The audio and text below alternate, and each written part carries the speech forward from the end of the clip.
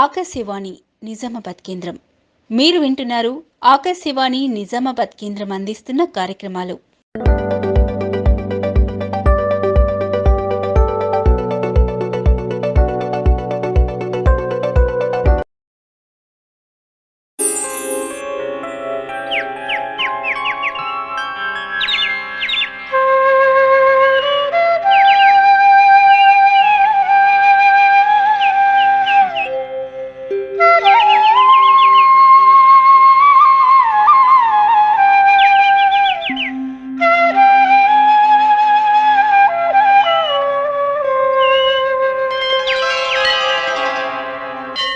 ప్రియమైన ఆకాశవాణి శ్రోతలకు నమస్కారం. ఈనాటి మన ఆలయాలు కార్యక్రమానికి స్వాగతం, శుభస్వాగతం. రామ అనే 2 అక్షరాలే మహామంత్రంగా మానవాళిని మోక్షపదగాములుగా చేస్తాయి. సప్త ఋషులచే బోయవాడి మర మర అని నామాన్ని తిరగేసి జపించేలా ఉపదేశించబడిన ఆ అక్షరాలే మంత్రమై అతడిని వాల్మీకిని చేసింది. ఆది కావ్యానికి అద్భుత కర్తని చేసింది. ఓ రామా, నీ నామమెంత రుచిరా అని పామరులు సైతం పరవశించి పాడుకునే నామధేయుడు ఆ శ్రీరామచంద్రుడు. అందుకే రామాలయం లేని ఊరును ఊహించలేము. అలాంటి కోవకు చెందిన శ్రీరామ క్షేత్రం డిచ్పల్లి గ్రామంలో దేదీప్యమానంగా వెలుగొందుతోంది. అంతేకాదు, గొప్ప శిల్ప కళావైభవంతో ఇందూరు ఖజురహోగా అభివర్ణించదగిన అద్భుత మందిరం ఇది. ఈ వారం మన ఆలయాలు కార్యక్రమంలో డిచ్పల్లి ఖిల్లా రామాలయాన్ని సందర్శించి ఆ విశేషాలు తెలుసుకుందాం రండి.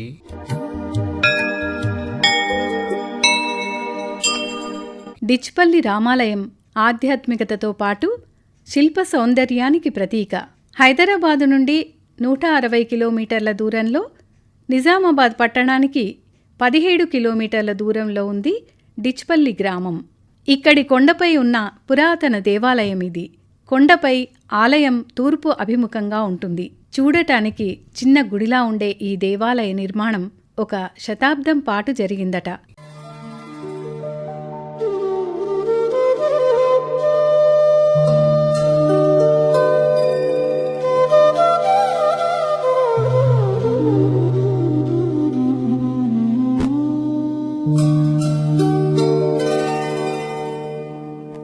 ఆధ్యాత్మికతకు, శిల్ప సౌందర్యానికి ఆహ్వానం పలుకుతున్నట్లుగా అత్యంత రమణీయంగా చక్కని తోరణం ముందుగా దర్శనమిస్తుంది.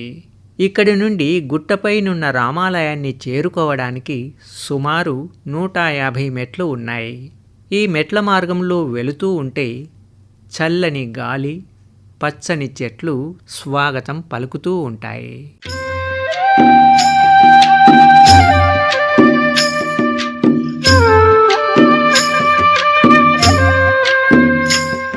రాతి స్తంభాల ఆర్చిని దాటుకుని ముందుకు వెళ్ళగా భక్తులకు ముందుగా విఘ్నాలను తొలగించే వినాయకుని దర్శనం కలుగుతుంది.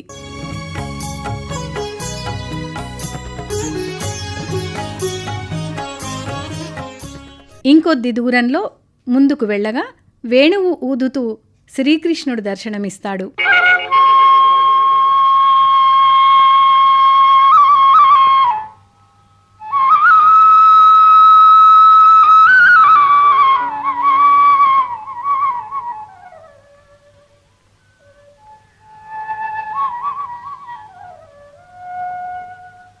కోటగోడల్లాంటి గోడలతో ఆలయం విశేషంగా ఆకర్షిస్తుంది. క్రీస్తు శకం 10వ శతాబ్ది నుండి 14వ శతాబ్ది వరకు ఈ ప్రాంతం కాకతీయుల పాలనలో ఉండేది. వారు డిచ్పల్లిలోని కొండమీద కోటను పోలిన ఈ నిర్మాణాన్ని మొదలుపెట్టారు. ఆలయ శాసనాలను అనుసరించి 14వ శతాబ్దిలో ఈ రామాలయం ప్రశాంతమైన వాతావరణంలో యాత్రికుల మనసులకు ఆధ్యాత్మిక ఆనందాన్ని పంచుతూ ఉంటుంది.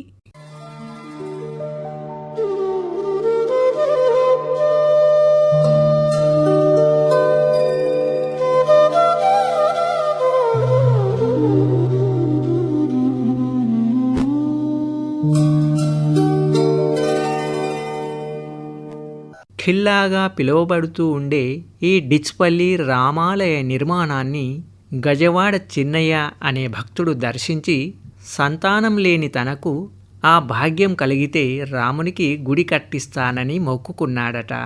తన కోరిక తీరడంతో 1948 సంవత్సరంలో రాజస్థాన్ నుంచి పాలరాతి విగ్రహాలను తెచ్చి పునః ప్రతిష్ఠించాడు. ఇక దీనికి సంబంధించిన వివరాల్ని నాటి ఆలయ ధర్మకర్త కీర్తిశేషులు గజవాడ చిన్నయ్య గారి కుమారుడి మాటల్లో విందాం. 1949 వరకు ఈ మందిరంలో ఈ విగ్రహాలు లేకుండేవి. అప్పుడు అన్కంప్లీట్, ఇది మెట్లు కూడా లేవు. అప్పుడు సర్పంచ్గా ఉన్నటువంటి మా నాన్నగారు గజవాడ చిన్నయ్య గారు రాజస్థాన్ నుంచి విగ్రహాలని తెప్పించి ఇక్కడ ప్రతిష్ఠింపజేసి మెట్లు అవన్నీ నిర్మింపజేశారు. అప్పటి నుండి మాఘ పౌర్ణిమకు రథోత్సవం జరుగుతుంది. మాఘశుద్ధ త్రయోదశి రోజు ఇక్కడ బ్రహ్మాండంగా కళ్యాణం, స్వామివారి కళ్యాణం జరుగుతుంది. భక్తులు చాలా వరకు భక్తులు వచ్చి వారి కోరికలు తీర్చమని వేడుకుంటే ఆ కోరికలన్నీ తీరుతాయి. 1949 15 జూలై రోజు ఇక్కడ విగ్రహ ప్రతిష్టాపన జరిగింది. అదే రోజు ఎవరైనా భక్తులు సంతానం గురించి కానీ వాళ్ళ కష్టాల గురించి కానీ వేడుకుంటే అన్నీ జరుగుతాయని చెప్పి స్వామివారి అనుగ్రహం.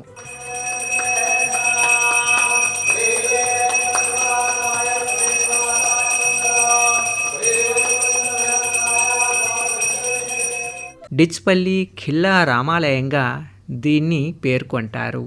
నాటి నుండి అంటే 1949 నుండి అశేష భక్త జనం ఈ ఆలయాన్ని సందర్శించి మనసారా ఆ స్వామిని సేవించి తరిస్తున్నారు. జగత్ కళ్యాణ కారకునిగా, సంతాన ప్రదాయకుడుగా రామచంద్రుడు ఇక్కడ కోదండ రాముడుగా భక్తులచే కొలువబడుతున్నాడు. రారా శ్రీ రఘురామ, రారా శ్రీరామ, రారా శ్రీ రఘురామ, రారా శ్రీరామ. పరిమేళ గంగాంబు అలజేను రారా, పరిమేళ గంగాంబు అలజేను రారా, రారా శ్రీ రఘురామ, రారా శ్రీరామ, ఇటు రారా శ్రీరామ. పరిమేళ గంగాంబు అలజేను రారా, అలజేను రారా.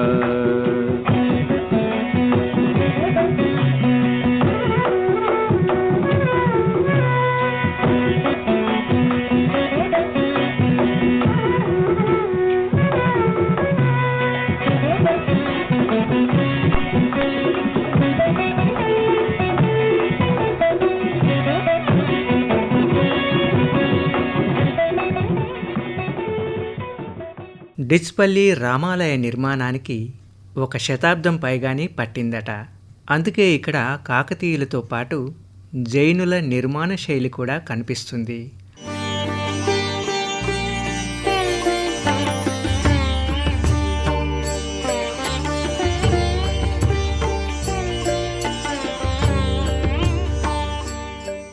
ఈ గుడి నిర్మాణం రాష్ట్రకూటులు మరియు బోధన్ చాళుక్యుల కాలంలో ప్రారంభమైంది. అందుకు తోరణాలతో గుడి ప్రవేశ ద్వారంలో బోధన్ చాళుక్యుల రాజముద్ర కనిపిస్తుంది. జైనమత సూత్రాల ప్రకారం బోధన్ చాళుక్యులు ఈ దేవాలయ నిర్మాణాన్ని చేపట్టారు. గర్భగృహ ప్రవేశ ద్వారం ఇరువైపులా జైనమత చిహ్నాలు కనిపిస్తాయి. ఈ గుడి నిర్మాణం రాష్ట్రకూటులు, బోధన్ చాళుక్యులు, కళ్యాణి చాళుక్యులు, కాకతీయులు మరియు విజయనగర రాజుల కాలంలో పలు దఫాలుగా జరిగిందట. నిర్మాణంలో ద్రవిడ సంస్కృతి బాగా కనబడుతుంది. ఈ దేవాలయానికి నలుపు, తెలుపు అగ్గిరాయిని వాడారు. దేవాలయ ప్రాంగణంలోకి అడుగుపెట్టగానే ఆనాటి శిల్పుల కళా నైపుణ్యం భక్తులని కట్టిపడేస్తుంది. గుడి పైభాగాన లోపల వెలుపల చెక్కిన లతలు, తీగలు, శిల్పాలు ఆనాటి శిల్పుల పనితనానికి ఓ మచ్చుతునకగా చెప్పవచ్చు. తెలంగాణ నేల మీదనే ఎక్కడా కనిపించని విధంగా ఈ ఆలయంలో శిల్పాలు చెక్కారు.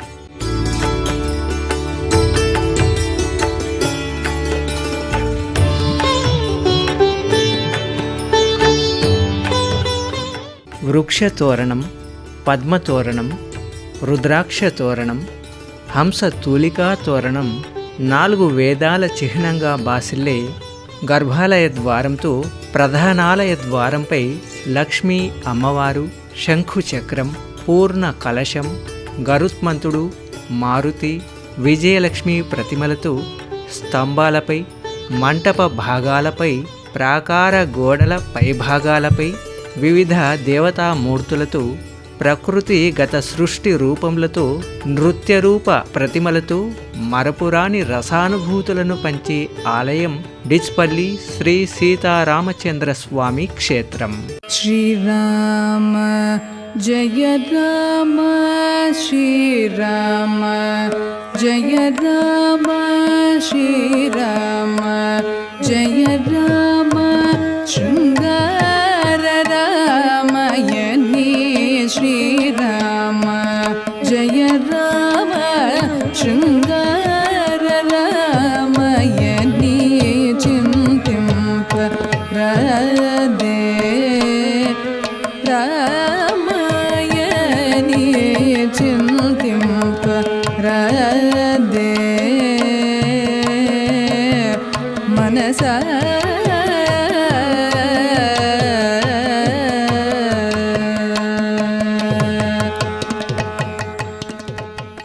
ద్వారం పైభాగాన నారసింహస్వామి రాసలీలలు చెక్కబడి ఉన్నాయి. ముఖ్యంగా త్రికూట స్తూపం షట్ సంఖ్యలో దర్శనమిస్తుంది. పూర్ణ కుంభ స్తంభం పైన వివిధ భంగిమల్లో మానవ సృష్టిని తెలిపే కార్యసరళి కానవస్తాయి. నృత్య భంగిమల స్త్రీమూర్తులు కూచిపూడి ముద్రల్లోనూ కొంతమేర కానవస్తాయి. ఈ శిల్పకళను చూసి ఆనందపడని వారుండరు.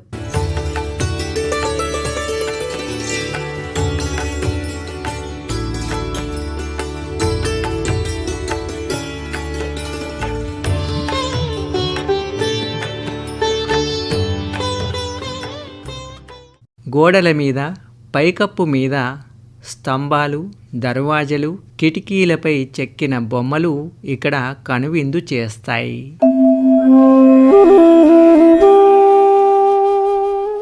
ఆలయ ప్రాంగణం తాబేలు ఆకారాన్ని పోలి ఉంటుంది.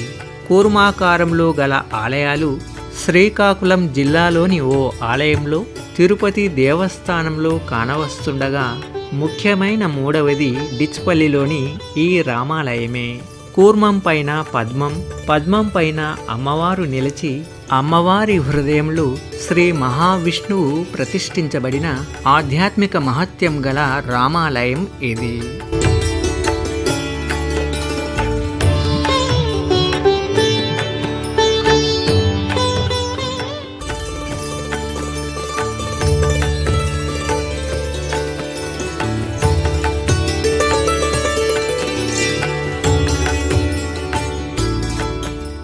ప్రధాన గర్భాలయంలో సీతా లక్ష్మణ సమేతుడై శ్రీరాముడు దివ్య తేజస్సుతో భక్తులపై కరుణా దృష్టిని ప్రసరిస్తూ దర్శనమిస్తాడు.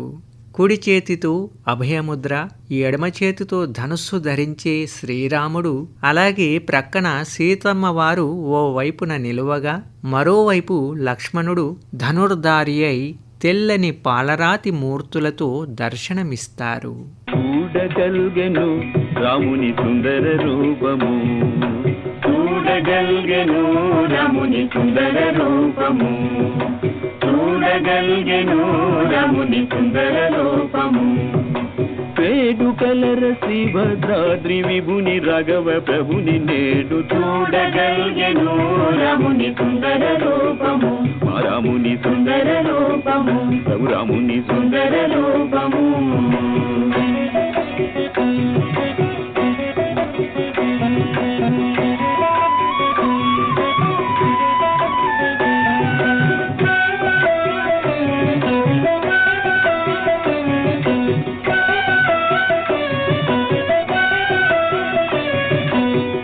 కరకు బంగారు మకుటము మెరయు కస్తూరి తిలకము కరకు బంగారు మకుటము మెరయు కస్తూరి తిలకము కరమైన బొమ్మలు కరుణ గురియు కందొయి కలుగు స్వామిని చూడగలిగెను రాముని సుందర రూపము మా రాముని సుందర రూపము రఘురాముని సుందర రూపము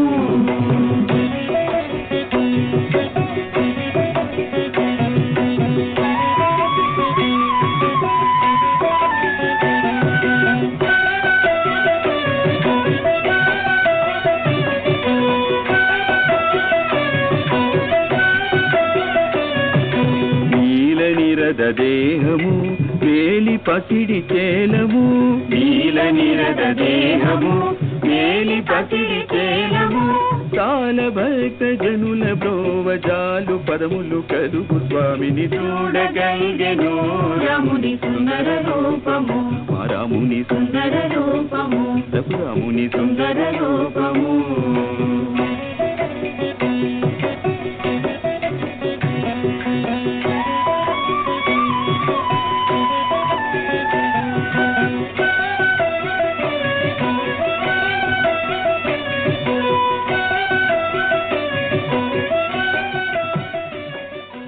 ఆలయానికి ఎదురుగా ధ్వజస్తంభం, దానికి ముందువైపు ఉన్న మంటపంలో నమస్కార ముద్రతో శ్రీ ఆంజనేయులు సింధూరమూర్తి అయి కొలువుతీరి దర్శనమిస్తారు.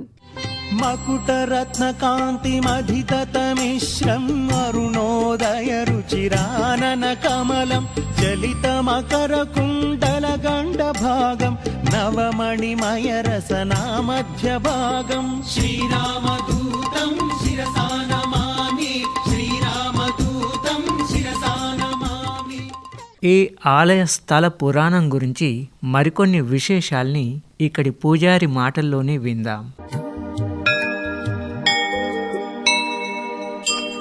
జై శ్రీరామ్. నా పేరు సుమిత్ అండి. నేను దిష్పల్లి ఖిల్లారామాలయం యొక్క దేవాలయంలో ప్రధాన అర్చకుడిలాగా పౌరహిత్యము చేస్తూ గ్రామంలో ఇక్కడ దేవాలయంలో పూజారిగా ఉంటున్నాను. గత 7 సంవత్సరాల నుండి ఈ యొక్క దేవాలయంని పూజ చేస్తూ అలాగే గ్రామంలో దేవాలయంలో రెండిటి వైపు చూసుకుంటూ దైవ కార్యక్రమాలతో రాముడి యొక్క అనుగ్రహం వల్ల దిష్పల్లి ఖిల్లారామాలయంలో ఈ యొక్క పురాతనమైనటువంటి దేవాలయంలో రాముడు వెలిసి ఈ యొక్క గ్రామానికి వచ్చేటటువంటి భక్తులకు అందరికీ కూడా అత్యంత వైభవంగా దర్శనమిస్తూ వాళ్ళ యొక్క కోరికలు అన్నీ తీరుస్తూ స్వామివారి యొక్క అనుగ్రహ చేత గ్రామంలో ఉన్నటువంటి గ్రామస్తులందరూ కూడా ఆయురారోగ్యాలతో అష్టైశ్వర్యాలతో కూడి ఉన్నవారు ఈ యొక్క రాముణ్ణి నమ్ముకొని ఉంటున్నారండి. కావున మా యొక్క దిష్పల్లి ఖిల్లారామాలయం యొక్క చరిత్ర వచ్చేసి సుమారుగా 1400వ శతాబ్దం కింది దేవాలయము. ముఖ్యంగా అప్పట్లో కాకతీయ కాలంలో కట్టినటువంటి యొక్క దేవాలయంలో రాముడు సాక్షాత్తుగా వెలిసి భక్తులందరినీ కూడా ఆదుకుంటూ ఈ యొక్క దేవాలయంలో సుమారుగా ఎన్నో సంవత్సరాల నుండి బ్రహ్మోత్సవాలు గ్రామస్తులందరూ దేవాలయం యొక్క ప్రాముఖ్యత, దేవాలయము దినదిన అభివృద్ధి కావాలని కోరుకుంటూ మన సనాతన హిందూ ధర్మాన్ని కూడా కాపాడుతూ ప్రతి సంవత్సరము మాఘమాసంలో వచ్చేటటువంటి శుద్ధ ఏకాదశి నుండి పౌర్ణిమ ద్వితీయ వరకు ఈ 7 రోజుల పాటు బ్రహ్మోత్సవాల కార్యక్రమాలు నిర్వహిస్తూ అత్యంత వైభవంగా స్వామివారు ప్రతి పౌర్ణమి గ్రామంలో ఊరేగింపుతూ గ్రామంలో ప్రతి పౌర్ణమి పల్లకి సేవతో అందరినీ భక్తులను దర్శనమిస్తూ అలాగే వైకుంఠ ఏకాదశి ఉత్తరద్వార దర్శనంతో స్వామివారు ఈ యొక్క దివ్యమైనటువంటి దర్శనాన్ని ఇస్తూ అలాగే రామనవమి ముఖ్యమైనటువంటి ఈ యొక్క రామనవమి సందర్భంగా ఈ 9 రోజుల పాటు నిత్య పూజ కార్యక్రమాలతో అత్యంత వైభవంగా ఈ యొక్క రామనవమిని జరుపుతూ రామ జననముతో పాటు కళ్యాణము మరుసటి నాడు ఈ యొక్క పట్టాభిషేకము కార్యక్రమాలతో అత్యంత వైభవంగా ఈ యొక్క కార్యక్రమాలను జరిపిస్తూ ఉంటున్నారు. కావున మీ అనుకూలత సమయాన్ని కేటాయించి ఈ దిష్పల్లి ఖిల్లారామాలయంకి ఒక్కసారి వచ్చి వీక్షిస్తూ ఈ యొక్క దేవాలయంలో ఉన్నటువంటి యొక్క ప్రశాంతత అలాగే ఇక్కడ ఉన్నటువంటి యొక్క వాతావరణముతో మీ యొక్క మనసు యథాగ్రతంగా అయ్యి రావాలని కోరుతున్నాము. అలాగే మా యొక్క దేవాలయంలో ముఖ్యమైనటువంటి సీతారామచంద్ర స్వామి వారు కళ్యాణకారకుడు కాబట్టి వివాహ దంపతులు అత్యంత వైభవంగా దినదిన అభివృద్ధి అవ్వాలని కోరుకుంటూ ఈ యొక్క దేవాలయంలో వివాహ కాని వాళ్ళు జంటలు వచ్చి స్వామివారిని మనస్ఫూర్తిగా నమస్కారం చేసుకుంటే వాళ్ళ యొక్క సంపూర్ణమైనటువంటి మనోకామన పరిపూర్ణమగు అని గాక ఈ యొక్క రాముల వారి యొక్క అనుగ్రహం మీ చేత ఉండాలని కోరుకుంటున్నాము. కాబట్టి ఈ యొక్క రామనవమికి అత్యంత వైభవంగా ఈ యొక్క జనాలు వచ్చి మా యొక్క దేవాలయంలో స్వామివారి యొక్క కృపాకి పాత్రులై అత్యంత వైభవంగా రామనవమి జరుపును.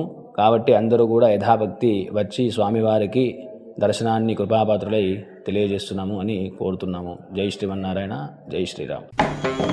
ఇదిగో భద్రాద్రి గౌతమి అదిగో చూడండి, ఇదిగో భద్రాద్రి గౌతమి అదిగో చూడండి.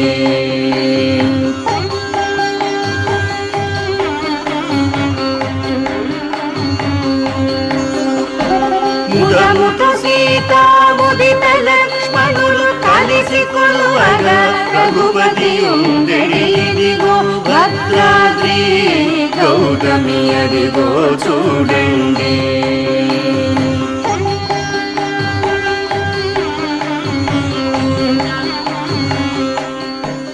ఈ ఆలయం గురించి అనేక ఆసక్తికర కథలు ప్రచారంలో ఉన్నాయి. పూర్వం ఈ ప్రాంతంలో డచ్ వారు అధికంగా నివసిస్తూ ఉండేవారని, అందువల్ల డచ్ పల్లిగా పిలువబడి అదే డిచ్ పల్లిగా మారిందని చెబుతారు. ఈ గ్రామానికి పూర్వం సీతానగరం, దీక్షానగరం అనే పేర్లు ఉండేవట.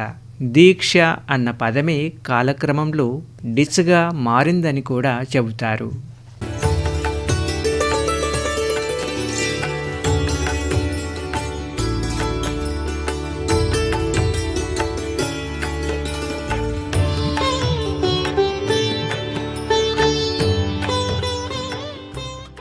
ఈ ఆలయం 12-13వ శతాబ్దానికి చెందినట్లుగా ప్రచారంలో ఉంది.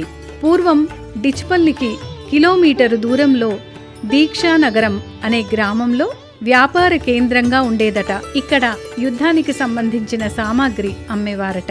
వాటిని కొనడానికి వచ్చి ఇక్కడ విశ్రాంతి తీసుకోవడానికి ఈ దేవాలయాన్ని నిర్మించారని మరో కథ వాడుకలో ఉంది.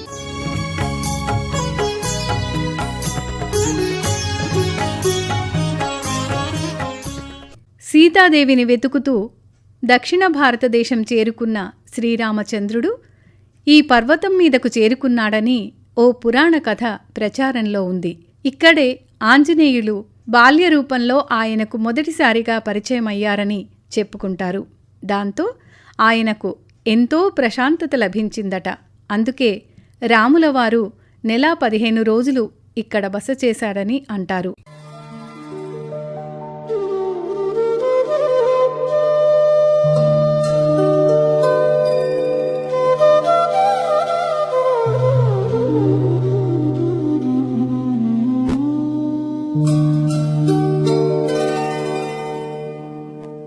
ఇక్కడ రాములవారు స్వయంగా కొన్ని రోజులు ఇక్కడ గడిపారనే నమ్మకంతో ఈ దివ్యక్షేత్రంలో సీతారామ లక్ష్మణ విగ్రహాలను పునః ప్రతిష్ఠింపజేశారు. దీనికి సంబంధించిన మరికొంత సమాచారాన్ని ఈ ఆలయ మరో పూజారి మాటల్లో విందాం. పూర్వం త్రేతాయుగంలో శ్రీరామచంద్రుడు రావణాసుడిపై దండయాత్రకు వెళ్తూ ఈ ప్రాంతానికి రావడం జరిగింది.